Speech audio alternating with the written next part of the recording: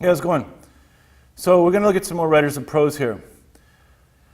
I'm presenting these categorically. You can see how it runs by, there's a prose section, there's a verse section, and things are, the authors are being presented pretty much in chronological order. So, if you had any questions about where to find things on the video, you can think, look at their birth dates and say, oh, this is between this person and that person. So I did it by when they're born in general. Let's take a look at another great American writer here of the Romantic era, Herman Melville. So he wrote novels, short stories, essays, and poetry, and also ascribed to this darker side of Romanticism, which you can see in many of the famous works that he wrote. Here's a picture of him here. Lofty fellow. So, very deep writer. His writing has a lot of imagery in it, a lot of metaphors and symbols.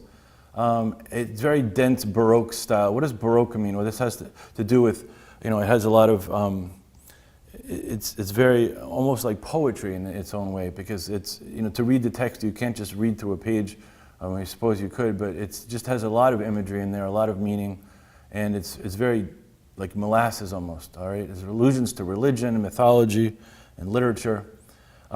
So basically, just to talk about him for a second, when he was young, he was a sailor, and you can see how this is reflected in a lot of his work. He's two of his novels that reflect this. Typee here in 1846 and Moby Dick in 1851. And this first one is about a travel narrative in the South Pacific based on a lot of his own experiences. And Moby Dick, which you probably recognize, also a reading from schools. Many schools read this. His most well-known novel is about a whaling crew's failed experience at sea. So in Typee, we've got an adventure novel that takes place in Polynesia, loosely based on his own experiences. Recounts the experiences of narrator Tomo and his shipmate, Toby, as they live among a group of cannibals. Pretty interesting. The story itself, they land, and then they come across some people, and they kind of call a bluff on that. Are these the cannibals, or is this the non-cannibalistic group? Because they're trying to get by, and then they end up living with the cannibals for a while, and it's a lot of worrying about, well, will we be eaten at some point? And it basically leads on, and it's an interesting story. It shows sympathy towards the natives somewhat along the lines of the myth of the noble savage here. This is something that came up also in Romanticism, the myth of the noble savage, with a lot of the writers of Rousseau in France. And it was connected a lot to the discovery of the New World with Christopher Columbus, and a lot of the chronicles have this, myth of the noble savage kind of as the perfect romantic figure, because they're people that grow up in an environment that's not connected to modern society, and they basically live how people are supposed to live, with nature, all connected to their intuition and inner experiences and all that. So it's kind of that particular genre of the noble savage is interesting, because this is a little bit connected with that, and you can see that in the natives in Polynesia here that are discussed. So Moby Dick is considered his masterpiece, dedicated to Nathaniel Hawthorne. But it's really interesting because it's inspired by a real whale, Mocha Dick, which was, I think, off the coast of Chile. I think, if I remember correctly, it was an albino whale, and when they finally caught it, it had so many harpoons in it. It was a famous whale, and there's actually a book about that, and this was taken off of that, it appears. The novel obviously describes whaling life. You've got references to the Bible and Shakespeare, very thick text, like I explained. A lot of the themes are religion, revenge, literature, fate, free will, this whole idea. You can see that too in the text when Ishmael describes what's going on. So Ishmael is the narrator of the story. He travels with Captain Ahab on a whaling trip, on the whaling ship, and to go hunt a white sperm whale named Moby Dick. And so that's the name of the whale. It has a diverse crew, one fellow from Polynesia and Starbuck, the first mate. So in the end, it's not a completely happy story, because the only person that survives is Ishmael, the one who tells the story. And So here's the text itself. This is very famous, "Call me Ishmael." That is a first line there that is very, very famous, and you might want to remember that line because a lot of the times this is brought up as one of the most famous first lines in literature. But taking a look at the text here, some years ago, never mind how long precisely, having little or no money in my purse, nothing particular interests me on the shore, I thought I would sail about and see the watery parts of the world. It is a way I have of driving off the spleen and regulating the circulation. But this is the dark part here. You can see the way it starts. Whenever I find myself growing grim around the mouth, whenever there's a damp, drizzly November in my soul, whenever I find myself involuntarily pausing before coffin warehouses and bringing up the rear of every funeral I meet. So just at the beginning there, you can see how he's got that dark romanticism, that somber feeling, even right off from the first page. So other important works by Melville include the Piazza Tales, which include Bartleby the Scrivener, Encantados, and Benito Cereno.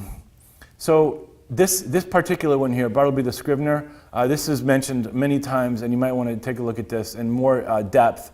But it's narrated by a lawyer who hires Bartleby to accompany his existing workers, Nippers and Turkey. Productive at first, Bartleby eventually does nothing and responds to all requests by saying, "I would prefer not to." This is another line that's very famous, "I would prefer not to." So you should remember that, I suggest, and think about how that's connected to this whole idea. So Bartleby at the end dies of starvation in jail, and it's revealed that he worked in a dead letter office before that job. Story of depression, isolation, and the workplace. So, the dead letter office is where the letters go, and they don't have, they go into this room called the dead letter office because they never get to where they're going because they don't have the right address, or there's something wrong with the way it's written, and that's the dead letter office. And the job of the person in the dead letter office is to try to figure out what to do with these letters. The Encantados is a novella broken into parts or sketches. It's a philosophical work about the Galapagos Islands off of Ecuador. And this is connected, it's interesting, at the same time with Charles Darwin and a lot of the work that he's doing. So it describes the desolate nature of the islands and some of their history, and through some narrative sequences, how it affects humans that happen upon these cruel and isolated islands. It kind of gives the opposite impression than you would get from a lot of the other writers about the Galapagos Islands. If you visit them today, you fly off the coast of Ecuador there from Quito, I believe, or Guayaquil, and you can fly out there and take a look, and it just this book here kind of gives you the opposite impression of what you get when you go out and you see the tortoises and you see the nature and a lot of the stuff that you've read about that probably before. So this is an interesting one. This is a criticism of American slavery. It's about a mutiny above a Spanish slave ship. So Amasa Delano narrates the odd situation on board Captain Benito Serrano's vessel, the San Dominic. So he goes on to this boat here. The slaves are roaming freely and the Spaniards are reclusive. So it gives a strange impression here for a slave ship. But the captain is followed by Babo, his servant, who, when it's revealed in the end, is actually the leader of a revolt and is making Benito take the slaves back to Africa. So that would explain why the slaves were roaming freely and why the Spaniards are reclusive, because they're not in the power now, and this fellow Babo has taken over. But the novella is a criticism of the American slave trade. Very interesting book. Let's take a look here at Harriet Beecher Stowe. So she, as you can see here, we're moving more and more into the 19th century. She was a school teacher in Connecticut, an abolitionist. And you probably recognize his name here, Uncle Tom's Cabin. Here's a picture of her. And you can see here, the text itself was kind of complicated, so she published a key to Uncle Tom's Cabin with real-life stories on which her fictional characters were based. So she wanted to write the book based on her own experiences, people she heard about, and this second publication was to back that up so people would have verification about what she wrote about was actually experienced. So after that, she published subsequent anti-slavery novels after that, but none of them were really as popular as the first one. So this book here sold about 300,000 copies in the U.S., and I read 1 million in Great Britain. It's a lot of books. The most popular novel of the 19th century I read some other place also. Here's a picture of one of the cover years back of Uncle Tom's Cabin. So what is it? It's a sentimental novel. This is a romantic genre that it relies on emotions in the characters and readers. So it's very sentimental. It's very, it has a lot of, wooing and crying and, conversations about, relationships and feelings. But the book itself is important because it denounces the evils of slavery. And other themes in the book that you can see here are Christianity and motherhood coming through also.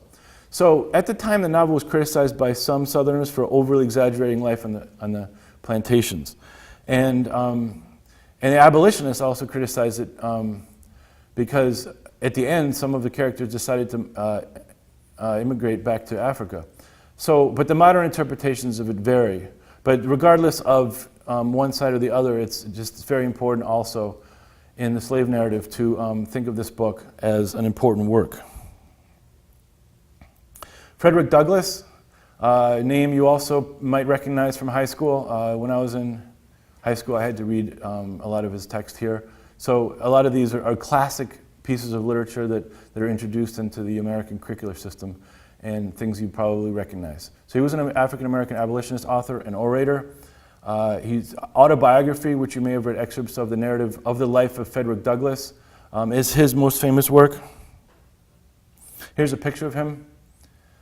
Great orator also. Some of his other works are My Bondage and My Freedom, and a novella he wrote.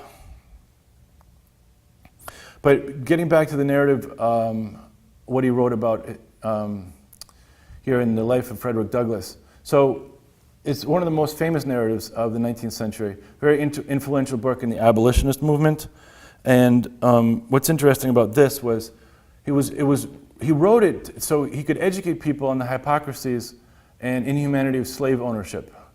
And people were impressed by his perception and insight. So they would read the book, and then he would go and speak about it. And people were just, when he gave a speech, they were just taken aback at, oh yeah, he wrote this book, and he had such great oratory skills also.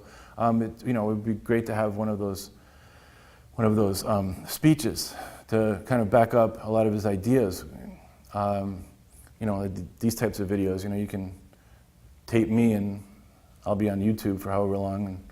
But back then, no way of taping that. But just important to remember, not just the written part, but also going out and talking to people and giving speeches and being a good orator. And that was all reinforced in the speeches that he gave.